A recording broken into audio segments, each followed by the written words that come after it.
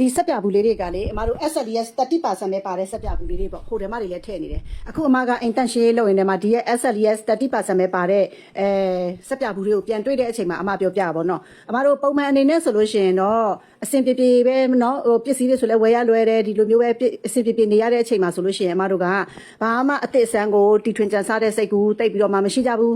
တခုခုအခက်ခဲကြုံလာပြီလားဆိုတော့မှအဲ့ဒီအခက်ခဲပေါ်မှာမူတည်ပြီးတော့မှဘယ်လိုလုပ်ရင်ကောင်းမလဲဆိုပြီးတော့မှနော်တွေးပြီးတော့မှလောက်ကြတာပေါ့နော်အဲ့တော့အမတို့ပြီးခဲ့တဲ့တလောတုန်းက SLES ကပစ္စည်းလည်းပြတ်တယ်နောက်ပြီးတဲ့ခါကျလို့ရှိရင် SLES ကလည်းဝယ်လို့မရတဲ့အလောက်ထိလည်းဖြစ်တယ်ဈေးတွေကလည်းမတန်တဆကိုခုန်ထွက်သွားတယ်ပေါ့နော်ဆိုတော့အဲ့ဒီတုန်းကအမက SLES 30% တနည်းရဲ့ SLES free ရဲ့ဆိုပြီးတော့မှအဲ့ဒီနှစ်နည်းကိုအမပြန်ပြီးတော့မှလုပ်မိတယ်ပေါ့လုပ်ကြည့်တယ်ပေါ့နော်အမတို့လုပ်တဲ့အချိန်မှာဆိုရင်ဒီဥစ္စာဆိုရင်အမတို့ SLES 30% ပဲပါတယ်ပြီးလို့ရှိရင်အမတို့ Na2SO4 ပါတယ်နောက်ပြီးလို့ရှိရင်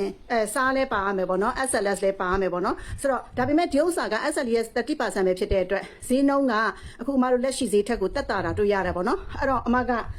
အမတို့ပုံမှန်တိန်းဆိုလို့ရှိရင်ကြတော့ဒီလိုမျိုးပေါ့အေးအေးဆေးဆေးပဲဝယ်လို့ရတယ်ဒီတိန်းလေးပဲပေါ့နော်ပုံမှန်လေးတိန်းပဲလဲပတ်နေတယ်ဆိုပေမဲ့အဲ့လိုမျိုးပေါ့အခက်ခဲတစ်ခုခုကြုံပြီးဆိုလို့ရှိရင်အမတို့တီထွင်ကြံစားတဲ့စိတ်တွေကရှိတက်ကြတယ်ပေါ့ကွယ်အဲ့တော့အမလည်းအဲ့ဒီ SLES ပစ္စည်းပြတ်တုံးကလောက်ထားလိုက်တဲ့ formula လေးပေါ့ပြောချင်တာကတော့အမတို့က new normal lifestyle နဲ့ပဲနေရတာပေါ့နော်လက်ရှိမှာတော့အမတို့ကဖြစ်လာတဲ့ပုံမှာမူတည်ပြီးတော့အခြေအနေတွေပုံမှာမူတည်ပြီးတော့မှအမတို့လှုပ်ရှားရုံးကန်ကြရတာပေါ့ကွယ်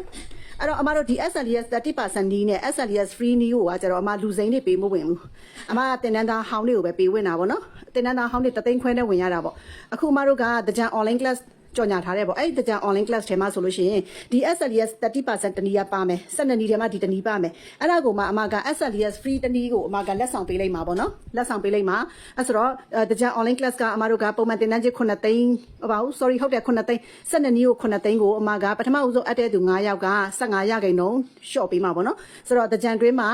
အေးစစ်စစ်ဆက်ပြလုပ်လို့လည်းရတယ်အခုအားတဲ့ဆိုရင်တော့အခုလုပ်ပေါ့ကွယ်အခုအားရင်အခုလုပ်အခုမအားသေးဘူးဆိုလို့ရှင်လဲတကြံတွင်းမှာအမတို့လုပ်လို့ရအောင်လို့ဆိုပြီးတော့တကြံ online classကြော်ညာပေးထားတဲ့တကြံတွင်းမှာမေးချင်တာမေးလို့ရအောင်တိမ်မင်ချင်တာတိမ်မလို့ရအောင်အမကအစင်တင်ရှိနေပြီစောင့်နေပြီးမှပေါ့နော်အဲ့ဆိုတော့အခုကတည်းကတင်တဲ့အပ်ပြီးတဲ့ခါကျရင်အမကဗီဒီယိုတွေအကုန်လုံးတင်ထားပေးလိုက်မယ်တင်တဲ့ group ထဲမှာအကုန်တင်ထားပေးလိုက်မယ်တင်ထားပေးလိုက်တဲ့အပေါ်မှာမူတည်ပြီးတော့မှကြည့်မယ်လေ့လာမယ်ပြီးတဲ့ခါကျရင်အမတို့ကုန်ကြမ်းတွေမှာထားမယ်ကုန်ကြမ်းတွေမှာထားပြီးတော့အခုလုံနိုင်နေဆိုရင်တော့အခုတခါတည်းလို့အခုမလုံနိုင်သေးဘူးဆိုလို့ရှိရင်တော့အမတို့ကတကြံတွင်းမှာသွားပြီးတော့မှလုပ်ဖို့အတွက်ကိုအမကတကြံ online class လေးကြော်ညာပေးထားတာပေါ့နော်အဲ့တော့တကြံ online class တက်ချင်တဲ့သူတွေကအခုကတည်းကနေပြီးတော့မှအထိုင်ရင်15%တက်တာမယ်15%9ရောက်ပြည့်သွားလို့ရှိရင်တော့အမတို့က10%ပေါ့နော်10% 9ရောက်ပြည့်သွားပြီဆိုရင် 8% အဲ့ဒီလိုလေးဖြစ်သွားမှာဖြစ်ပါတယ်အဲ့တော့ဒါလေးက SLES 30% နီးလေးထဲကစက်ပြလေးပါအခုမှပြန်ကြည့်ပြီးတော့မှအမက